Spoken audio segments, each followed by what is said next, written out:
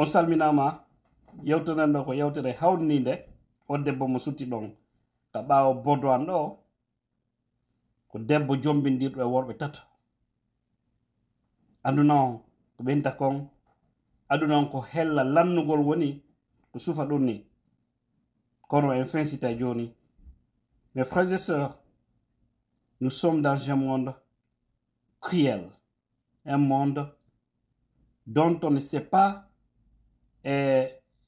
comment il va finir, mais il risque de mal finir parce qu'aujourd'hui les principes d'Allah sont presque foulés par certains humains sur terre. Comme cette dame que vous voyez, qui s'appelle Nelly, qui s'est mariée à 3 hommes. Imaginez, 3 hommes. Et j'ai vu ça sur Afrique Max. Là, c'est une chaîne YouTube que je suis régulièrement parce qu'il y a des histoires incroyables qui se passent là. J'écoutais cette dame, comment elle a expliqué comment elle s'est mariée avec les 3 hommes et ils sont tous sous le même toit, dans la même maison. C'est incroyable. Incroyable mais vrai. Nous sommes dans un monde extraordinaire, un monde qui fait peur. Nous, ce qu'on connaît, une femme, un homme. Ou un homme, 2, 3, 4 femmes en islam. N'est-ce pas? C'est officiel. C'est la loi d'Allah. Mais ça aussi, c'est si tu as les capacités. Ici aussi, tu peux les prendre au même pied d'égalité. Voilà. Et la femme explique qu'elle est fière de dire qu'elle a, en tout cas, le championnat, c'est qu'elle a le record dans le monde. C'est-à-dire une femme, 3 hommes. Et là, elle explique que son mari est décédé suite à un accident de circulation. Elle est restée avec le jeune frère de son mari dans la même maison. Et après, elle a expliqué à ce dernier qu'il voudrait se remarier avec d'autres personnes, un autre homme. Et difficilement que le jeune frère de son mari a accepté parce qu'elle a eu 2 enfants avec d'abord son défunt mari. Ce monsieur a accepté difficilement. Le deuxième est venu. Après, pam, c'est le 3e aussi qui vient. Ils sont tous dans la même maison. Mais la question que je me pose, selon moi, ma manière de comprendre les choses, c'est certainement parce que la femme est riche. Elle a quand même de l'argent. Elle a sa maison. Elle a ses voitures. Elle évolue dans l'immobilier. Imaginez combien de fois. Elle fait du business jusqu'à Dubaï. Voilà. Et les jeunes qui sont venus se marier avec elle, rester sous le même toit, disent qu'ils sont des chômeurs. Est-ce que ce n'est pas à cause de ça, à cause du matériel? Parce que la femme, selon aussi l'histoire d'Afrique Max, où d'ailleurs la femme et tous ces hommes parlent, qu'il a donné à chaque homme une voiture. Et que dans la maison, il y a 4 chambres. Chacun est dans sa chambre, la femme aussi a sa chambre. Mais que tout se passe bien entre eux.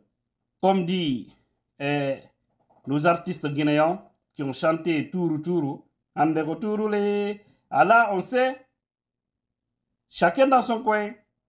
C'est là on parle de Tourou Tourou. Mais comment? Non, c'est extraordinaire. C'est-à-dire, c'est difficile. Connaissant la jalousie des hommes. Imaginez, on dit que la femme est jalouse.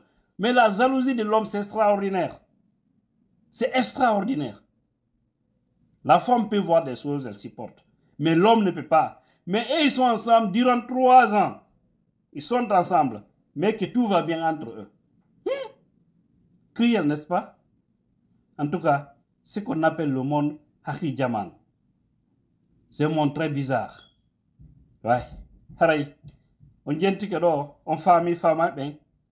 Haray, on son ko woni weltorde mo jombindiri e worɓe tato joni noon ɓe fof maɓɓe ɓe nder suudu woturu debbo ko jombanoɗo kanko e modi makko arano on ɓe wonduno o heɓa noon ɓiɓɓe ɗiɗo e gorko waɗi accident o maayi o lutti e mum miñan gorkon kanko wonduno kambe wonduno suudu woturu finalement miñan gorkon jombitimo o wontidi on ɗon ɓe won ɗon ha o convaincu gorkon o ni vraiment mo faala jombindirde goɗɗo ko kadi kono kanko noon ɓe seedatade o yewti ha o convaincu awo on jaɓi e o addoy kadi gorko go jombindire gorko go wonon sutoro ɗon ɓe ɗo ni ka bodo o wondi kadi on ɗon o pooɗoy kadi gooto o addi joni ɓe woni worɓe tato debbo gooto enen ko annduɗen ko gorko gooto rewɓe ɗiɗo ma tato ma nayo ko naari ha hande min mi nanaali e aduna on sina tumɓa haray aduna hewti nokkugo ko tawata joni e debbo no jombindira gorko e gorko jombindira allahu akbar yimɓe jombindira e ñaariwoy ma e bareji ɓeyna kamɓe ko ɗum woni moodi maɓɓe ma ɓengu maɓɓe au fait mi anda ko aduna hombo wonɗen hande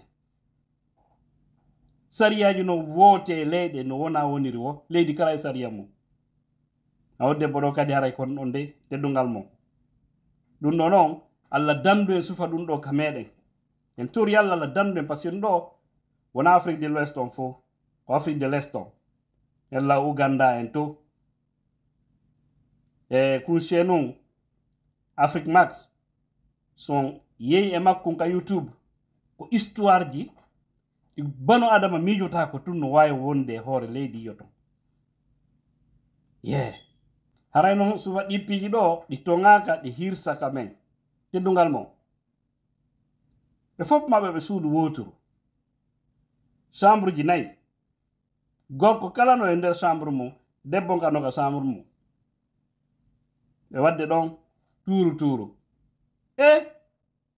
aduna o hewti nokkugol musidɓe mo sodani kadi ɓe worɓe fof otoje ko ɗum min nani est ce que wona sabu jawdi debbo on ɓe worɓe jaɓi ɗum ɗon ɓe wonda ɗon e tawata ɓe waddi duuɓi 3 ɓe wondi duuɓi 3 nawliŋi gorko foppu nani nawliŋu gorko debbo no nawli ɓenna debbo no nawli ondi debbo si yani o maƴay ɗon o waɗa dégaji ɗon lanni mais gorko nawliŋi gorko ko woni kon e gorko c'est extraordinaire se miijitike en taway ko allah wlan on daali ko wonandema gorko gooto no newnana ƴettugol ha nayo e tawata sonnaɓe wona ɗon hara ɓe muññodiri probléme ala guere ala hay si tawi welata hay gooto kono do no hejje wona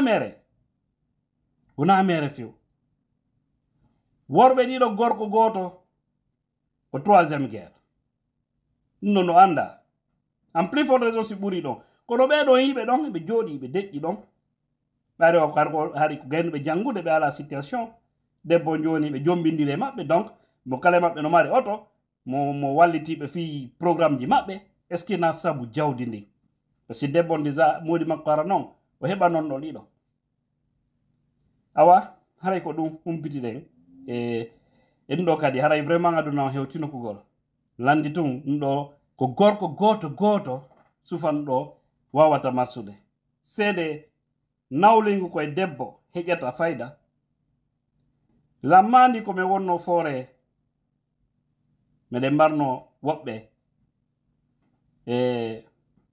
ɓe min holluno e mum har komin paykoy lammandi noon gorko si wi golle ari o hewtay tun o yalta o yaa o hewtay tun ko tongatama ko lowtagol o yalti o yehi 18h-19h o warti o 22h ɓengu makko wole aronke debbo kawtal jo amen gono ɗon maninkajo en nimo heka a faala modi ɓe accu ɗum par ce que mi yi discussion on ɗuɗi hakkude mon